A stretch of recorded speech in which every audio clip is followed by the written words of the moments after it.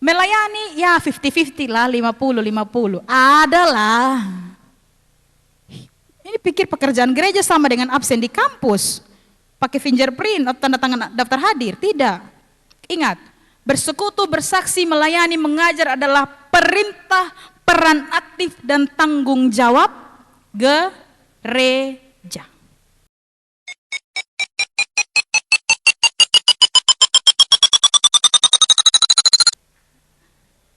Jembatan hidup yang tinggi. Caranya bagaimana? Naik sama-sama dengan Tuhan. Ingat, beban hidup bawa di hadapan Tuhan. Tuhan selesaikan. Jangan kasih yang sisa. Kasih semua di Tuhan, Tuhan kerjakan tanpa sisa. Amin. Yang datang bawa sukacita, yang datang bawa keluarga, yang datang sendiri. Kita sama. Tapi kita sama-sama di sini. Amin. Baik, kita siap firman Tuhan. Hari ini saya mau kita belajar dari dua bacaan firman Tuhan. Yang pertama dari kitab Yohanes. Yohanes pasal 20 ayatnya yang ke-21. Dan teks yang kedua akan kita baca dari Kisah Para Rasul 1 ayatnya yang ke-8.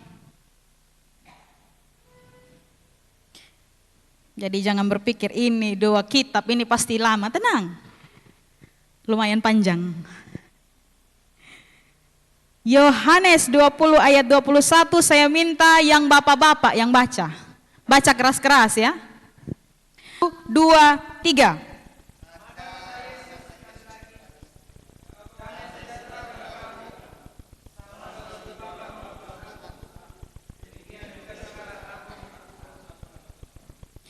Maka kata Yesus sekali lagi, damai sejahtera bagi kamu, sama seperti Bapa mengutus aku, demikian juga sekarang aku mengutus kamu. Bacaan yang kedua, Kisah Para Rasul 1 ayatnya yang ke-8. Mama-mama, tenang, ada vokalis di depan.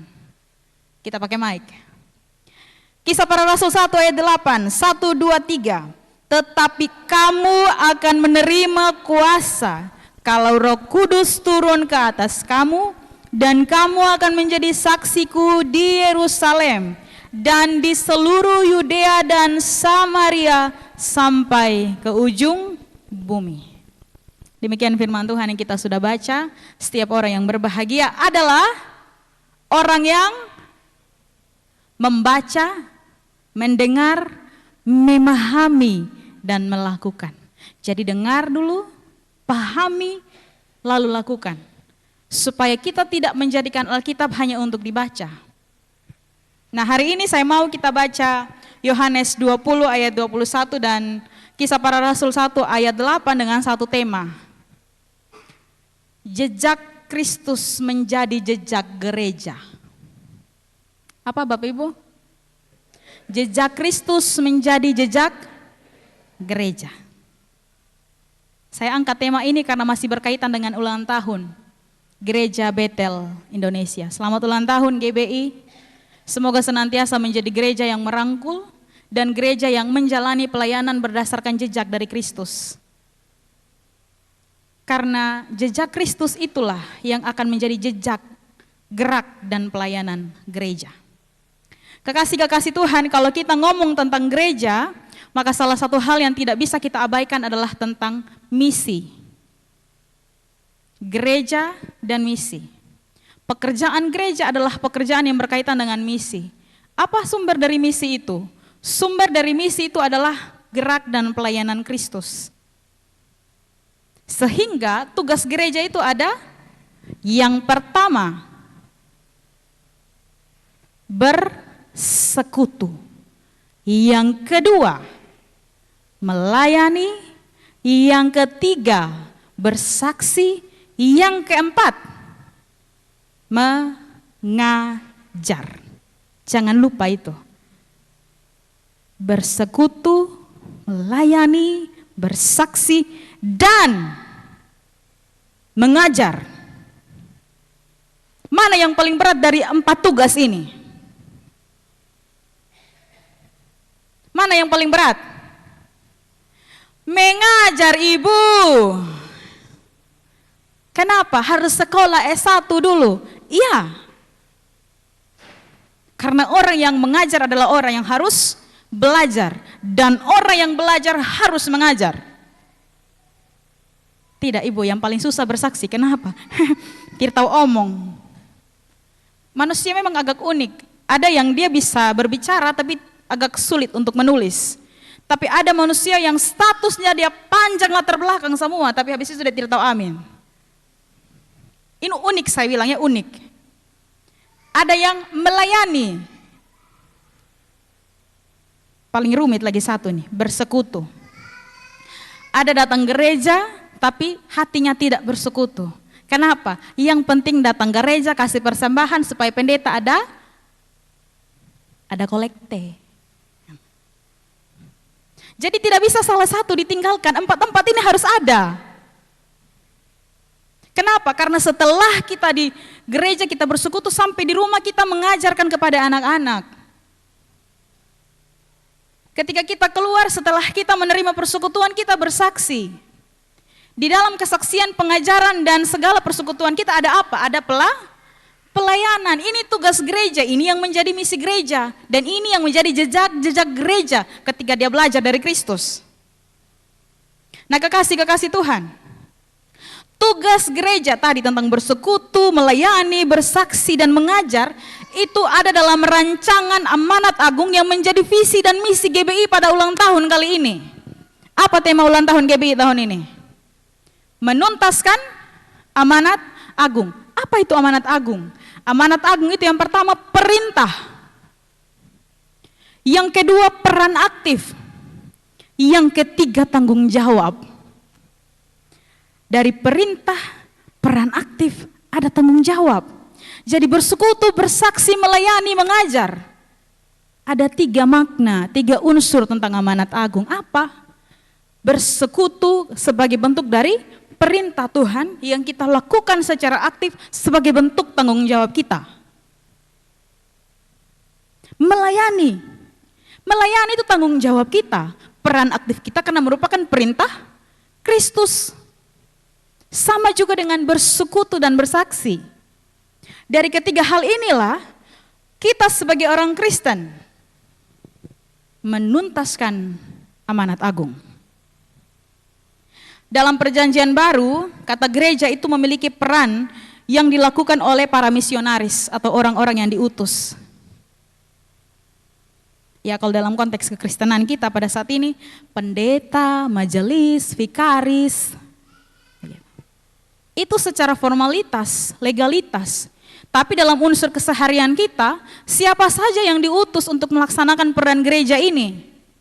Karena gereja itu bukan istilah yang formalitas, tapi gereja di dalam ada unsur-unsur dan ada jenis-jenisnya. Unsur-unsurnya apa? Keluarga, pendeta, komisi-komisi, pelayanan kategorial, itu. Lalu bentuk-bentuknya apa? Program-program kerja yang kita lakukan, termasuk penginjilan di dalamnya. Nah, kekasih-kekasih Tuhan, mengapa gereja harus melaksanakan amanat agung? Berdasarkan kitab yang kita baca dalam Yohanes 20 ayat 21 dan juga dalam Kisah Para Rasul 1 ayat 8. Yang pertama, melalui gereja setiap orang mengenal Allah dan merayakan keselamatan di dalam Kristus serta menikmati penyertaan Roh Kudus. Itu yang pertama. Itu yang pertama. Yang kedua, melalui gereja dalam misinya, setiap unsur tadi yang ada di dalam gereja mengalami pertobatan.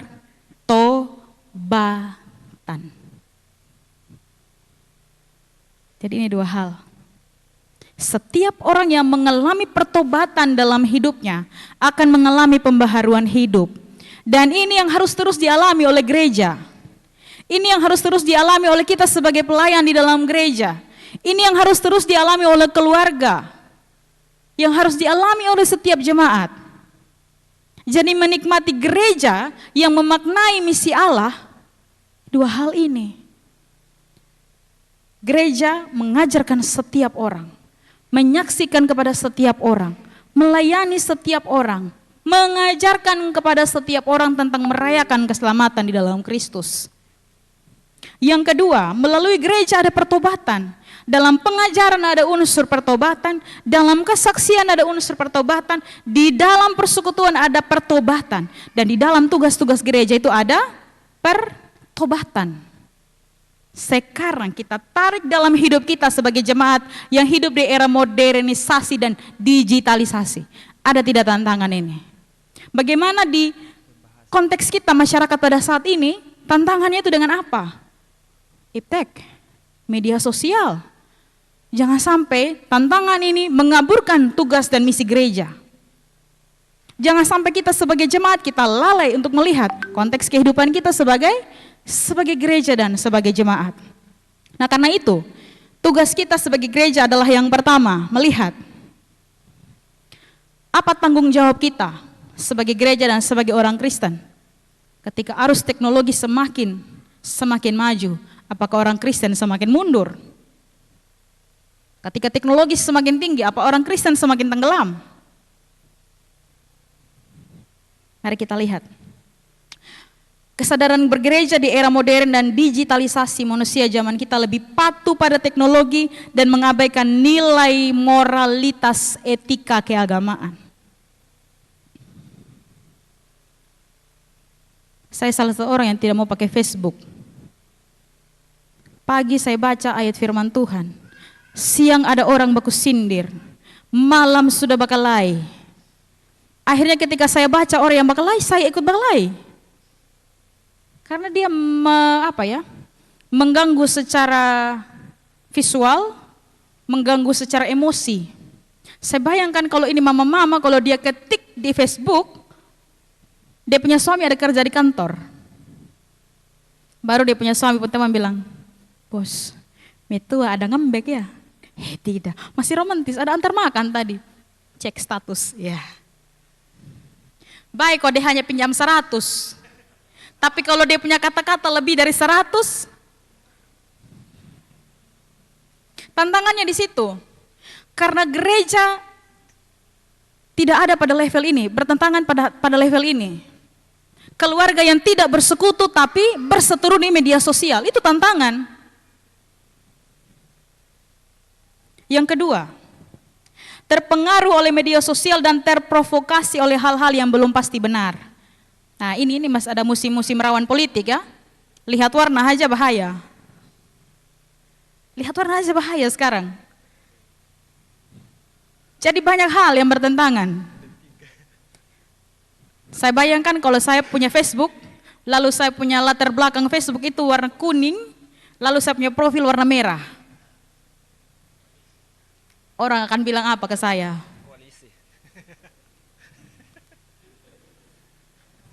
Pinjam 100. Tidak. Kalau latar merah lebih besar toh, orang bilang di luar kuning, di dalam merah. Oh iya, kalau DPR RI kuning, provinsi merah, kabupaten biru. Bahaya lagi. Hal-hal ini yang gampang memprovokasi kita sebagai gereja. Tidak ada persekutuannya, kesaksiannya salah. Ini tantangan gereja di era modernisasi dan digitalisasi. Yang ketiga, persoalan-persoalan itu terposting di media sosial. Apa saja? HP hilang media sosial, pinjam 100 media sosial, tidak bayar hutang media sosial, dapat coklat 1 potong media sosial. Orang hilang media sosial, semua diposting. Tidak ada lagi yang terbatas, termasuk doa. Saya bayangkan kalau Tuhan Yesus atau Allah itu punya Facebook, atau punya Instagram, atau punya WA. Tuhan kami bersyukur kepadamu. Lalu dia balas, pinjam 100.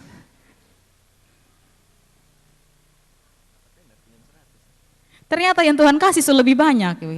Nah ini tantangannya. Tapi kembali pada kehidupan kita masing-masing, bagaimana kita menggunakan media sosial. Apakah ada unsur-unsur pengajaran, unsur kesaksian, unsur bersaksi untuk melayani atau tidak? Tantangan yang berikutnya adalah mengikuti apapun yang viral tanpa mempertimbangkan baik buruk benar salah. Intinya viral, ikut. Intinya viral, ikut. Saya tuntut mahasiswa di kampus. Tugasnya adalah membuat viral pakai TikTok, tapi mata pelajaran, mata kuliah. Tapi harus buat syarat lagi dosen. Yang paling banyak like dapat hadiah. Jadi apapun yang viral harus dikasih hadiah. Ini tantangan gereja, harus mengapresiasi apapun yang terjadi. Kemudian, ini yang lebih rawan. Perselingkuhan dari mata turun ke jempol. Zaman dulu belum ada media sosial, dari mata turun ke hati. Lanjut ke belis. Sekarang tidak. Dari mata turun ke jempol. Ping, bagi WhatsApp dong. Nak mana? Asal mana? Sudah menikah anak 4 tapi status dalam pembaharuan. Pacaran 7 bulan tidak pernah ketemu. Boleh video call kok. Waktu dia video call, dia tidak kasih tunjuk muka, hanya alis. Setelah itu dia protes. Screenshot baru posting. Terima kasih sayang. Hei Tuhan, baru alis. Belum belis. Ini tantangan-tantangan yang ada. Lalu bagaimana dengan kehadiran gereja menjejaki apa yang dilakukan oleh Kristus sebagai misinya? Ini era digitalisasi loh ya. Habis ini, untung tidak ada yang rekam ya, kalau tidak mulai viral di TikTok. Tapi tidak apa-apa. Aman. Karena yang kita belajar adalah tentang menjadi gereja yang berjejak sesuai dengan kebenaran firman Tuhan. Kekasih-kekasih Tuhan, hal-hal umum ini menjadi tanggung jawab gereja untuk menekankan tentang bersekutu, bersaksi, melayani, dan mengajar. Bagaimana caranya? Kembali pada kesadaran kita sebagai gereja tadi. 2 hal itu. Mengajarkan, bersaksi, bersekutu, melayani tentang merayakan keselamatan bersama Kristus. Yang kedua, mengajarkan tentang pertobatan, menyaksikan tentang pertobatan, melayani supaya orang menikmati pertobatan, segala hal itu. Saya yakin GBI Jalan Jati sudah dalam proses itu dan bersiap-siap untuk menuntaskan. Kita mau bergereja tapi tidak mau diajarkan. Nah, ini pertanyaan. Mau bergereja tapi tidak mau diajarkan. Karena apa? Tantangan dari modernisasi ini adalah individualisme. Tidak mau ditegur, tidak mau diajar. Tapi kalau kata-kata di TikTok, betul ya? Padahal sama juga yang pendeta omong. Tapi lebih dengar yang TikTok tulis. Saya kadang, kayaknya baper juga ya baca TikTok, saya scroll lewat.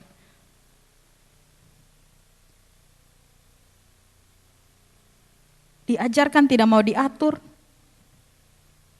tolak tanggung jawab yang diberikan.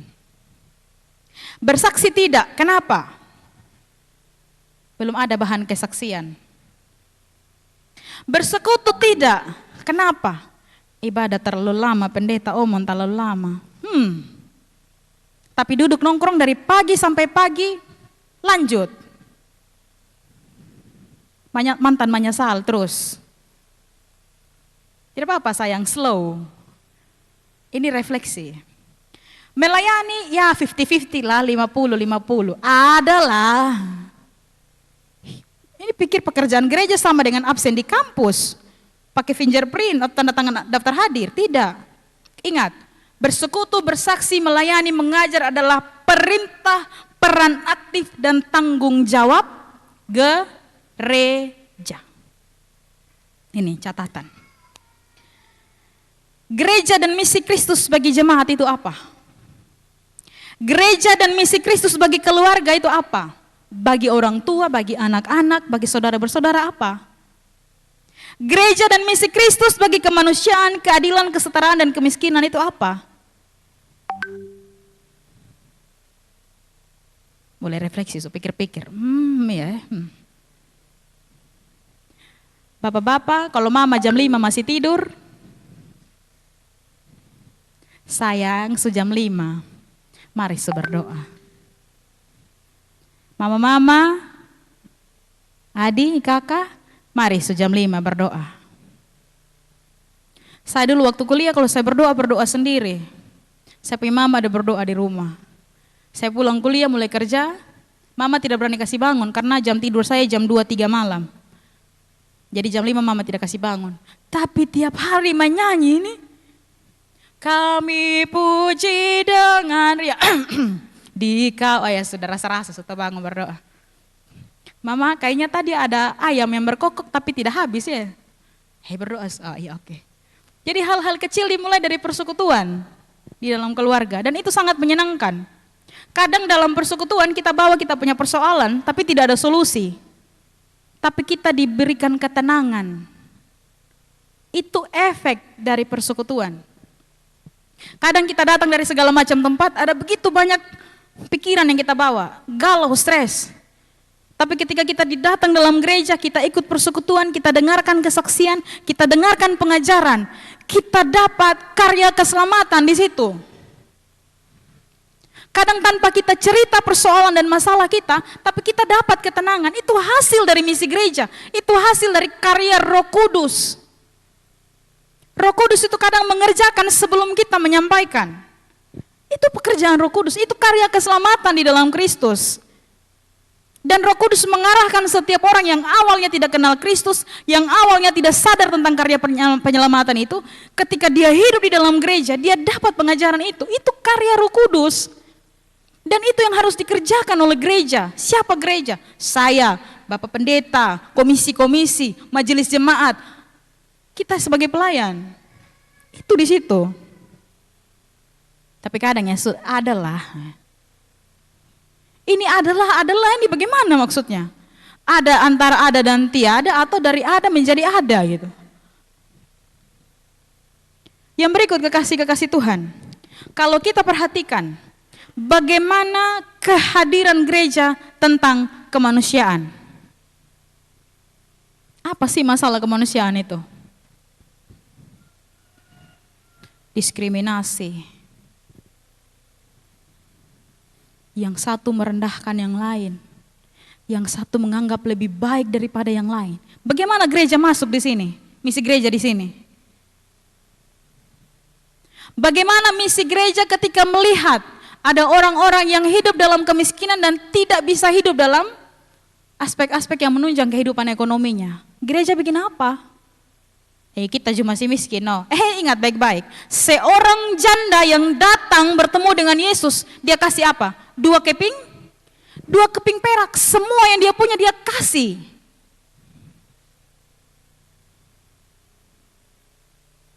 Lalu Yesus bilang, kalau punya 2 kasih berapa? 1. Kalau sisa 1 kasih berapa? Kalau sisa 1 kasih berapa? Kasih semua. Kenapa? Belajar dari anak kecil. Ketika dia kasih 5 roti dan 2 ikan, berapa yang sisa? Berapa yang sisa? 1 bakul isi berapa? Tidak ada yang tahu tuh. Yang makan berapa? Itu tugas gereja. Apa yang ada, kasih. Kalau ada sisa, kasih. Kalau lebih, kasih. Itu tugas gereja. Jangan setelah kasih protes. Ingat ketika anak kecil menyerahkan semuanya kepada Tuhan, kepada pelayanan, kepada jemaat, dia tidak bilang, saya suka kasih 5.000 juga tidak tahu itu. Pelayanan bicara ketulusan. Itu gereja. Bagaimana dengan keadilan dan kesetaraan? Bagaimana dengan keadilan dan kesetaraan?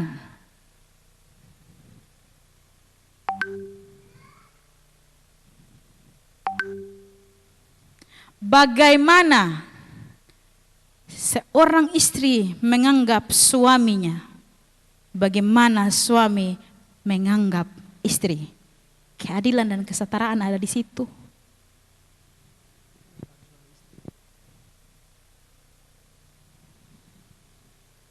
Yesus telah melakukan contoh-contoh ini. Itu yang menjadi jejak bagi gereja untuk melakukannya. Apa yang diperbuat Yesus adalah misi Allah, dan apa yang dikerjakan oleh Kristus itu menjadi misi kita sebagai gereja. Contohnya apa yang Yesus lakukan? Yesus memulihkan keluarga. Benar tidak Yesus memulihkan keluarga? Ya. Ketika ada seorang istri mengalami, minta maaf ya, pendarahan selama 12 tahun. Dia hanya datang, dia sentuh ya, baru sentuh. Sembuh. Hubungan istri dan suami ini akhirnya terpulihkan. Kehadiran gereja di situ. Dan keluarga harus terbuka terhadap gereja supaya ada pemulihan. Apakah Yesus memulihkan orang yang asing? Iya. Contohnya, pemungut cukai dan perempuan-perempuan yang dibiarkan. Salah satunya perempuan Siro Venesia. Perempuan yang dianggap mengambil suami-suami orang lain. Tapi waktu dia datang kepada Yesus, apa yang Yesus buat? Dosamu sudah diampuni. Catatannya adalah jangan berbuat dosa lagi.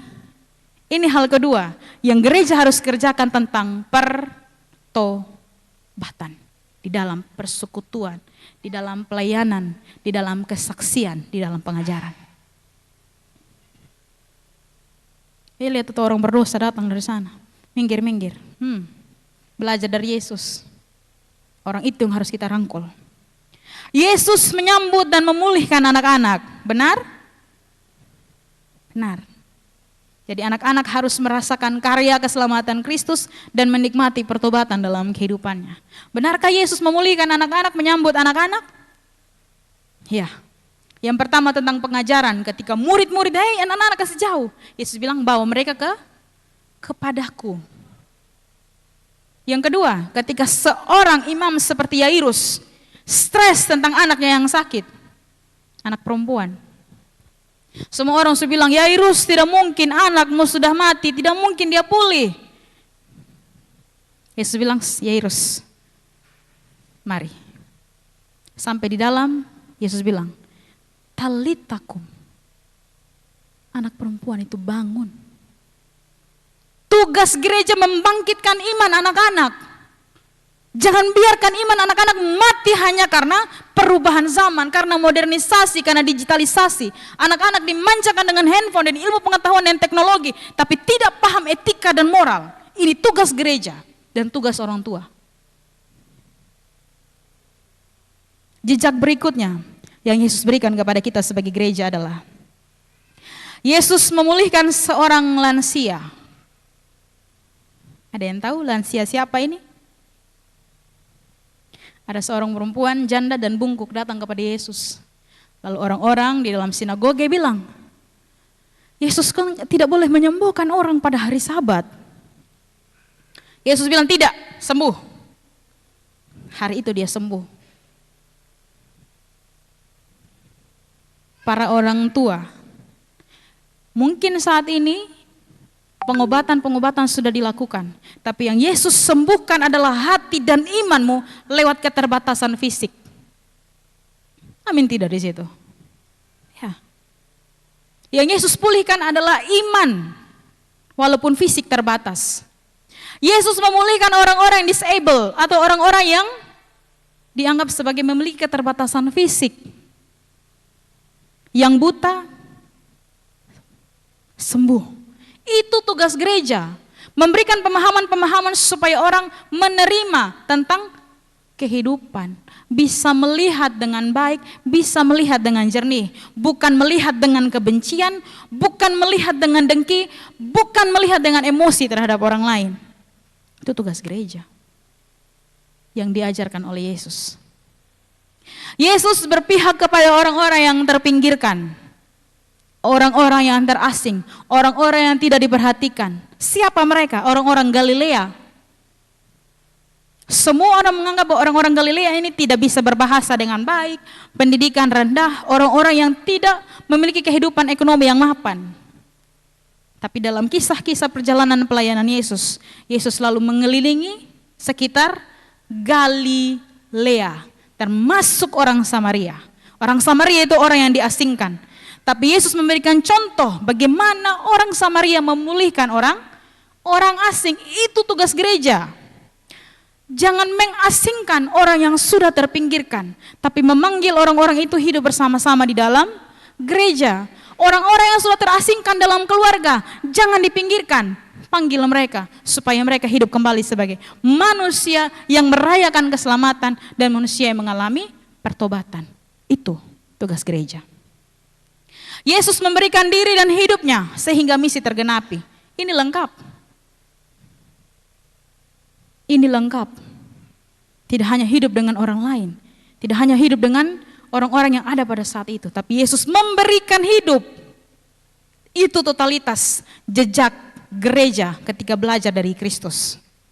Kekasih-kekasih Tuhan, mari kita lihat bagaimana gereja belajar dari Yohanes 20 ayat 21 dan 1 pasal dalam kitab para rasul ayat yang ke-8. Kalau sudah terima Roh Kudus itu, kerjakan gereja dan misi Kristus ini. Perbuatan gereja dalam penyertaan Tuhan artinya misi gereja harus sesuai dengan 2 alasan amanat agung tadi dalam penyertaan Tuhan. Bekerja sama dengan Roh Kudus, baik itu keluarga, baik itu pelayan, baik itu komisi-komisi, termasuk setiap hal yang kita kerjakan. Sehingga gereja terus mengalami pertobatan dan pembaharuan hidup. Amin. Saya ingin tutup perenungan firman ini dengan pantun. Boleh? Iringi musik sedikit bisa? Jangan, saya tidak mau pakai itu, musik.